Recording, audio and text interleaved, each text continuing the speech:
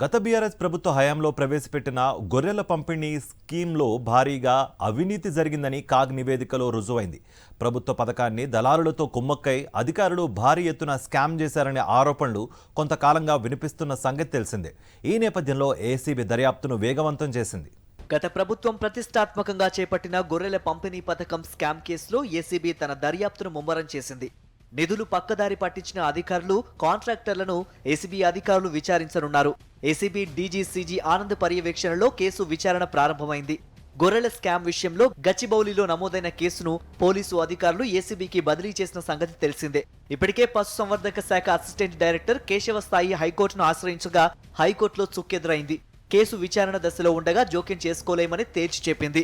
అంతేకాకుండా పశుసంవర్ధక శాఖ అసిస్టెంట్ డైరెక్టర్ కేశవ సాయి పిటిషన్ను న్యాయస్థానం కొట్టివేసింది. గొర్రెల స్కామ్ కేసులో ఏసీబీ అధికారులు విచారణ వేగవంతం చేశారు. గొర్రెల స్కీమ్ కు సంబంధించి గుంటూరు, పల్నాడు, ప్రకాశం జిల్లాలకు చెందిన 15 మంది రైతులను ఏసీబీ ప్రధాన కార్యాలయానికి పిలిచి వివరాలు మొత్తం సేకరించారు. 120 యూనిట్ల గొర్రెలను పంపిణీకి గాను తమకు నగదు రావాల్సి ఉందని, మొత్తం 2,10,00,000 రూపాయల నగదు తమకు రావాల్సి ఉండగా వీటికి సంబంధించిన ఆధారాలని అధికారులకు ఇచ్చినట్టు వారు తెలిపారు.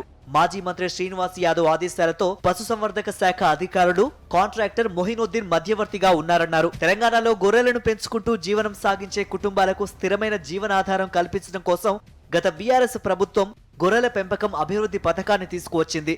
2017 ఏప్రిల్లో ప్రారంభమైన ఈ పథకం కింద ఒక్కో లబ్ధిదారునికి 20 గొర్రెలను, ఒక పొట్టేలును కలిపి ఒక యూనిట్ గా అందజేశారు. ఒక యూనిట్ విలువ 1.25 లక్షల రూపాయలు కాగా అందులో 75% 93,750 రాయితీగా ఇచ్చారు. 25% మేర 31,250 రూపాయలు లబ్ధిదారుడు చెల్లించాడు. ఈ పథకం కింద 2017-18, 2018-19 సంవత్సరాల్లో 2 ఏళ్ల వ్యవధిలో 5,000 కోట్ల రూపాయల వ్యయంతో 4 లక్షల గొర్రెల యూనిట్లు ఇవ్వాలని ప్రభుత్వం లక్ష్యంగా పెట్టుకుంది.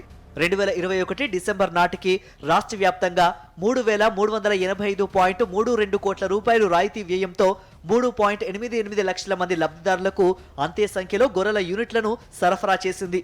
ఇంతవరకు బాగానే ఉన్న గొర్రెల పంపిణీ పథకంలో భారీగా అక్రమాలు జరిగాయని కాగ్ నివేదిక తేల్చింది. తెలంగాణలో జరిగిన గొర్రెల పంపిణీ పథకంలో జరిగిన అవకతవకల చిత్రాలు అన్నీ ఇన్ని కావు. గొర్రెల పంపిణీలో జరిగిన అవినీతి అక్రమాలపై కాగ్ విస్తుపోయే నిజాలను బయటపెట్టింది. బైక్, కారు, బస్సు, అంబులెన్సులలో గొర్రెల రవాణా చేయడంతో పాటు గొర్రెలను కొనకుండానే కొన్నట్లు అధికారులు చూపించినట్లు తేల్చింది.